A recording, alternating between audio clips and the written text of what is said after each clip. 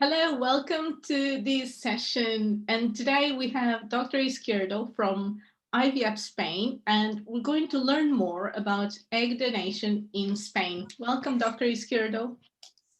Hi, Andrea. How are you doing today? I'm okay. How are you? I'm doing also fine. I'm happy to be here and to talk to you about some important topics, some good questions that you may have for all the patients that are following us. Brilliant. And, I've noticed that recently there's a lot of talk about egg donation. And the data from HFEA also shows that more and more people are using egg donation as a route to parenthood. So I would like to maybe start by exploring that. Why do you think there's so many people using egg donors as a route to parenthood?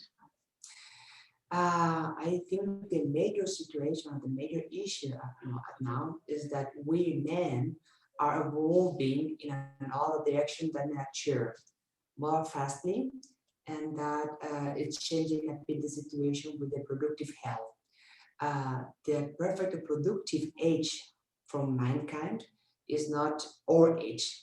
The nature doesn't want us primarily to have babies 35, 40 years old. Our perfect age is between 20 to 25 years old. Therefore, we've been evolving. We want to go to college. We got to form ourselves. We want to have the perfect job, the perfect family situation before we have babies. And therefore, when we come to the moment where we can afford and are prepared to have children, our perfect reproductive age is already gone. Therefore, I think it's just an issue from the time if the tendency keeps on the same way and we keep on having children a bit older, then we're going to be needing more and more egg donation. Yes, and I think you're absolutely right. We want to get so many things right first before we think about having children. And naturally, our egg quality and quantity will be reducing as we get older. But also, I've noticed that there is maybe an openness in society to consider egg donation as well. Maybe in a way that in the past, people were That trying not to or to hide it. And you, that for sure. I think there are two aspects. I think there are two aspects that are important here. One of those being people more open, more acceptable to the situation, and the other is the visibility that people like you bring into this aspect. I believe for a couple of years, talking about egg donation, talking about going somewhere else to get a treatment, like to Spain or to other countries to get treated, was a bit of a taboo topic. At this moment, with these intentions like yours and other groups that give visibility this issue, that's an issue that's there, we cannot hide it, are allowing patients to feel more comfortable, to be empowered, and to say, okay, I need help, they're offering it to me, and I want to do it. I think that's also a tendency that's very popular at this moment. and Spain is one of those top destinations where there's lots of people going to Spain for egg donation. Why do you think it's such an attractive place to go for this kind of treatment? I believe more than practical, the situation is experience comes with the time. Mm. And we are one of the longest countries in the history with the egg donation. Therefore, we have been able to assume a lot of experience in this field. And I believe that makes the patient feel more comfortable in this way. If you see the main clinics that offer egg donation in Spain, you're going to see clinics with 15, 20, almost 30 years experience in this field. And that allow us to be really representative in the, let's say, market and in the options that people have when they're thinking about egg donation. And so you have very experienced doctors who have been doing it for a long time. And do you also have potentially more donors than we have here in the UK? Because I believe there's not as much of a waiting time for treatment there as there is here. Uh, yeah, we have no waiting list at all here in my clinic. We can take all the patients that they need a cycle right away. And I believe, and that's something I always like to say directly this way, is I believe Spanish people are really open and really supportive and are really uh, good in this aspect. They are very fraternal and they're always happy to help people. Mhm. And this culture, donating thing, supporting good causes is something really good accepted, and that make it a bit easier to get donors. That and the second aspect, young people in Spain are not conservative at all. We're living in a really open country Mhm. where the people in younger age are really open to many things, all LGBT rights, fertility process, donation. They're really upcoming and futuristic in this field. All the countries in the region are more conservative, are Yeah. more Catholic, more religious, more stayed in the past, and therefore it's a bit more complicated. Women at younger age go to the decision: I want to help someone. I want to donate my eggs for a family that might need help with this. And so if a couple is thinking that maybe the time has come for them to consider egg donation, I think we need to have some sort of idea or criteria. How do we decide now it's the time to go ahead with egg donation and I should just stop trying to have a child with my own eggs? I believe in this aspect, I would like to present three hypothetical patients so the patients could relate in the situation.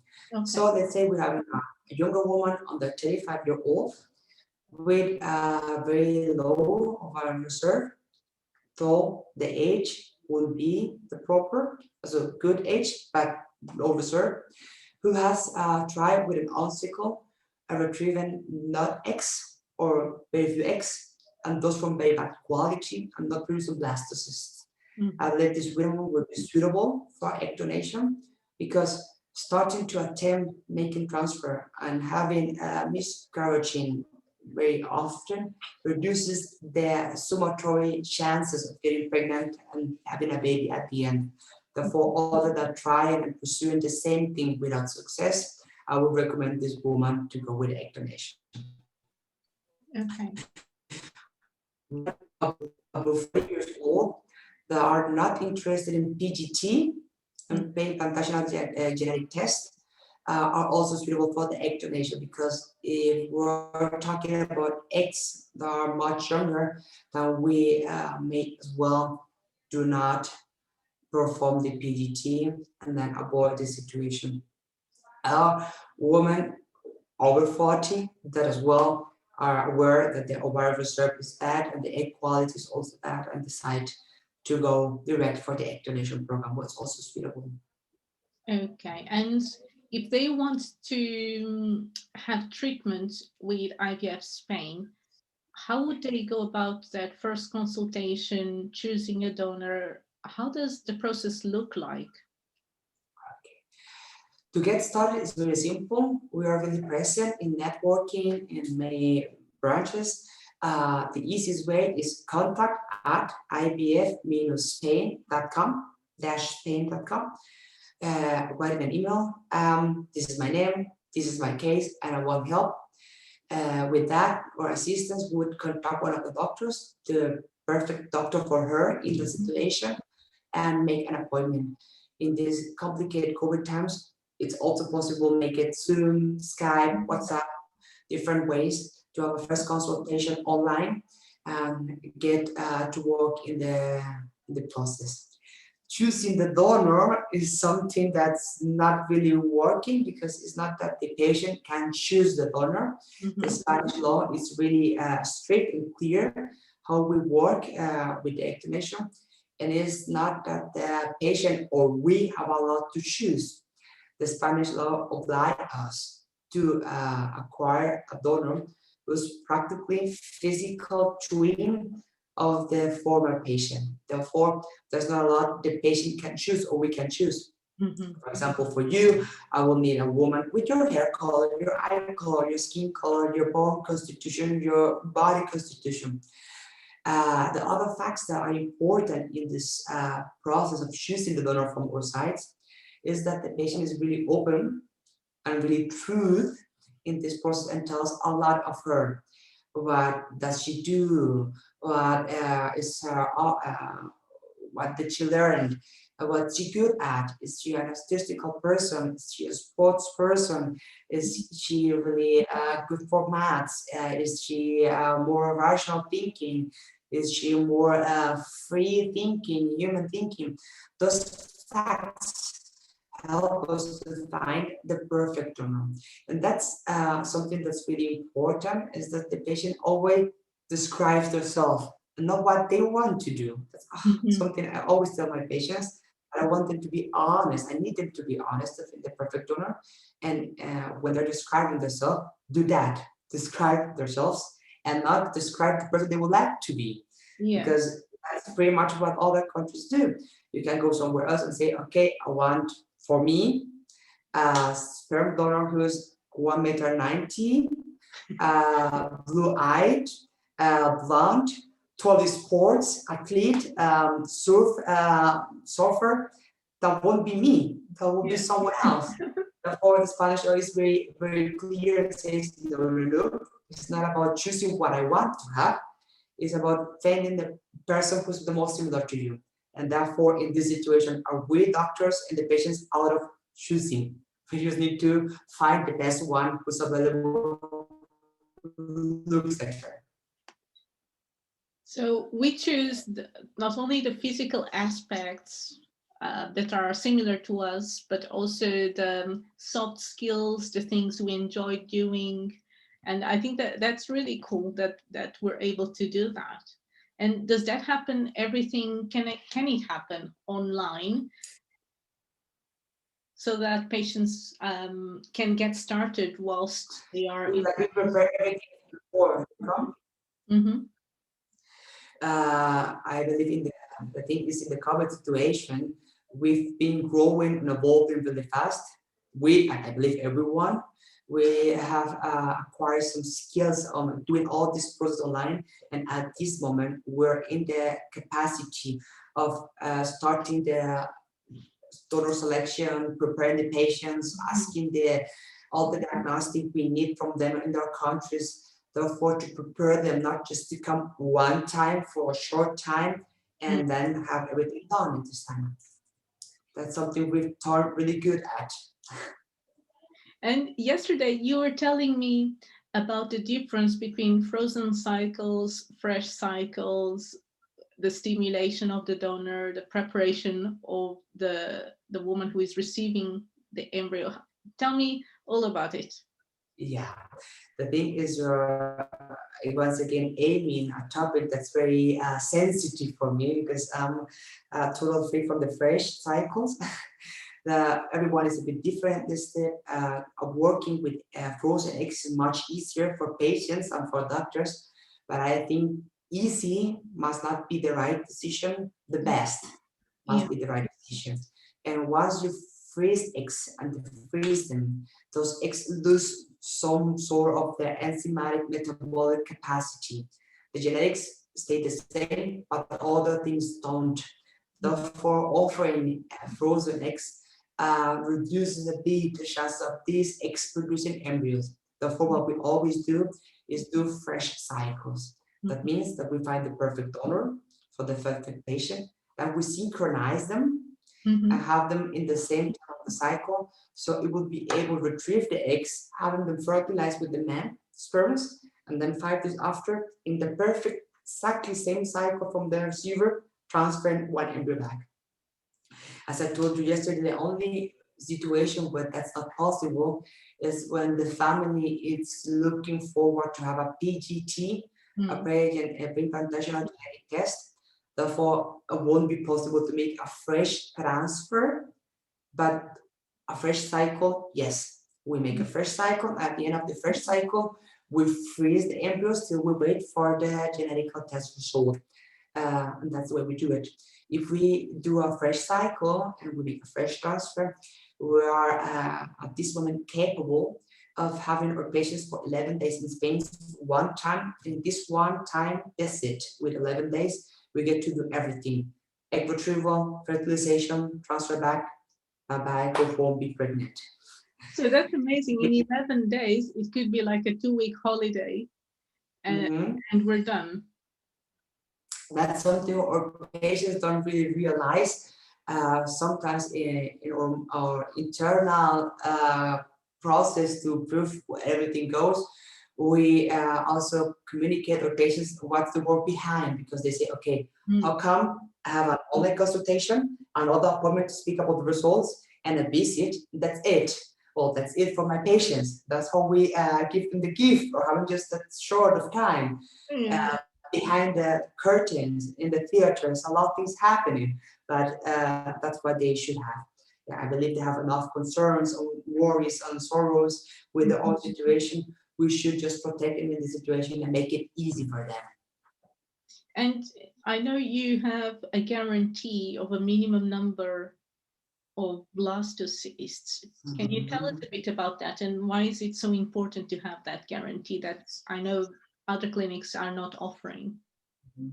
The thing is, we don't think it's fair just to offer a cycle and that's it.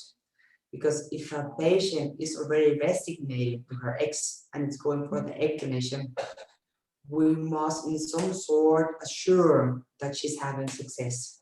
That what we offer is more than offering a cycle or offering eggs, is we offer attempts.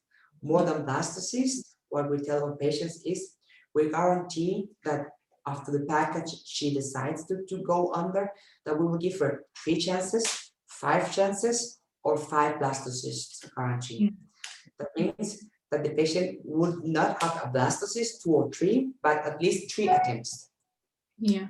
That's something we always have to comment as well, because they say, okay, I get to choose the embryos that I want. Wrong.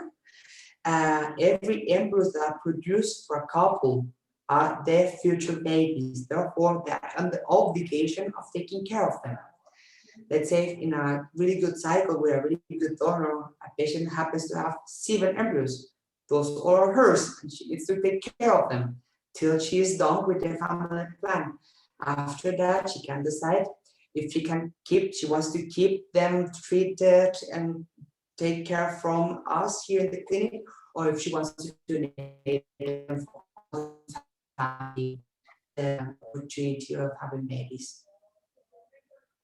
So they can come back in a few years and have another transfer, another baby if they want to, and the baby will be genetically related to the first baby as well. Yep, that's it. That's possible. That is brilliant. And Dr. Iscardi, if you could give one last piece of advice to anyone who is considering egg donation, what would it be? My advice would be follow your heart. If you're sitting somewhere and looking at us and thinking, may I do something like this? My question would be back at you, what's your dream? And what are you wanting to do to fulfill this dream? If you want to have a family and you're not succeeding with another thing, I believe in those times we must forget things that are stopping us from being happy. And things like society, family issues, religion shouldn't stop you from being happy and for getting what you want. Therefore, if you need help and you have some options like egg donation, just follow your dream. That would be my advice. Dr. Iscardi, thank you so much for joining us. We'll leave this video on Instagram and also on YouTube. For everyone who wants to get in touch, it's really easy through IVF Spain Instagram or through your website as well. And if you have any questions as well, just get in touch and we'll make sure they will reach Dr. Izquierdo and he will be able to help you. So thank you very much, Andrea, as well, again, for this invitation. I really enjoy being able to talk to the patients through you to resolve some questions and some concerns that they may have.